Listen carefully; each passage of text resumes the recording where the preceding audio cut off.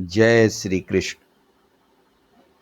अध्याय 12 श्लोक 1 में अर्जुन पूछते हैं। अर्जुन उवाच एवं सततयुक्ता ये भक्ताः त्वां पर्युपासते ये चाप्यक्षरम् अव्यक्तं तेषां के योगवित्तमाः। अर्जुन ने कहा, इस प्रकार जो भक्तजन निरंतर युक्त होकर आपकी उपासना करते हैं और जो अविनाशी अव्यक्त की उपासना करते हैं, उनमें से कौन श्रेष्ठ योगी है। अर्जुन भगवान कृष्ण से पूछते हैं कि प्रभु, इस संसार में दो तरह की विधियां प्रचलित हैं। एक सगुण साकार आपके रूप की पूजा करने की, भक्ति करने की, और दूसरा अविनाशी अव्यक्त ब्रह्म की उपासना करने की। इन दोनों में श्रेष्ठ कौन है?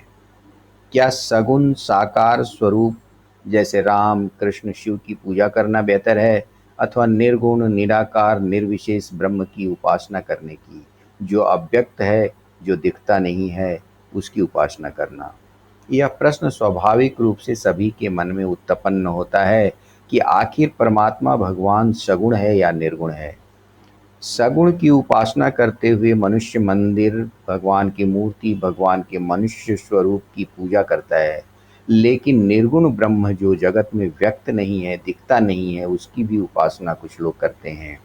इन दोनों तरह की उपासना पद्धति में श्रेष्ठ उपासना पद्धति क्या है? भक्ति तो दोनों ही करते हैं, लेकिन कौन सी भक्ति भगवान को अधिक प्रिय है, यह अर्जुन जानना चाहते हैं। यह प्रश्न अर्जुन का ही नहीं, हम सभी का भी है। वास्तव में हमें भगवान के किस स्वरूप की, किस रूप की पूजा करनी चाहिए? स्वभावतः मनुष्य के मन में यह प्रश्न उठता ही रहता है कि वास्तव में उसे क्या करना चाहिए। अर्जुन के प्रश्न पूछने के पीछे का सत्य यह था कि अर्जुन ने भगवान के दोनों ही रूपों को देखा है, अनुभव किया है, भगवान के विराट स्वरूप का भी दर्शन किया है। भगवान के अव्यक्त होने का बोध भी उनको है, लेकिन इस संसार के कल्याण हेतु वह यह प्रश्न करते हैं कि सामान्य जन इस दुविधा में न रहे कि वह जो भगवान के सगुण साकार स्वरूप की भक्ति कर रहे हैं, पूजा कर रहे हैं, या निर्गुण निर्विशेष निर्विकार निर्विकल्प या व्यक्त की उपासना कर रहे हैं, वह ठीक है या यह ठीक है। इस द्वंद्व से मुक्त हो सकेंगे। भगवान कृष्ण इन दोनों के मध्य जो भेद की बुद्धि है, उसका समाधान करेंगे।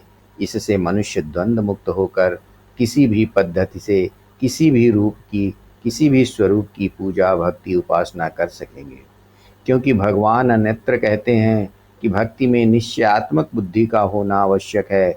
निश्चयात्मक बुद्धि होने से अव्यक्त और सगुण स्वरूप के मध्य भेद बुद्धि नष्ट हो जाएगी, और भेद बुद्धि के नष्ट होने से ही मनुष्य को भक्ति का रस प्राप्त होने लगेगा।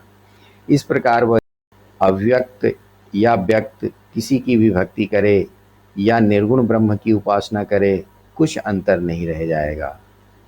इस प्रश्न का उत्तर भगवान आगे देते हैं, जिसे हम कल के पोस्ट में देखेंगे। जय श्री कृष्ण।